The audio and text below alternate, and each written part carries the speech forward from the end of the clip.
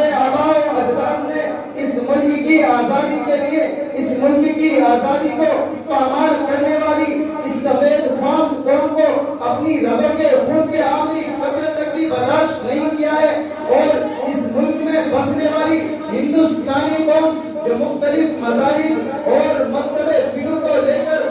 وجود میں آئی تھی، اس قوم کی عزت اور اس کی حرمت کی بقا کے لیے سب سے پہلے ہم ہی نے اپنی جانوں کو قربان کیا ہے، ہم نے اپنی ذات کو پیش کیا ہے۔ غرض ہے کہ مسلمانوں نے جنگ آزادی کے اندر اس ملک کو آزاد کرانے کے لیے بے مثال کارنامہ انجام دیا ہے، اور ہر طرح سے منزل تک پہنچنے کی کوشش کی، اور پہنچ کر ہی کر لیا۔ تاریخ ہند ہم سے کہتی ہے کہ اس بزم جموں کے دیوانے ہر راہ سے پہنچے منزل تک، اس بزم جموں کے دیوانے ہر راہ سے پہنچے منزل تک، بےتابی ان کی آنکھ ہوئی صحراؤں سے لے کر ساحل تک، ہاں سنگ نگاہ پر لکھتے تھے جو اپنے دل نادا کا حال، شاید کہ تلاش مقتل میں کوئی پہنچے پتھر قاتل تک۔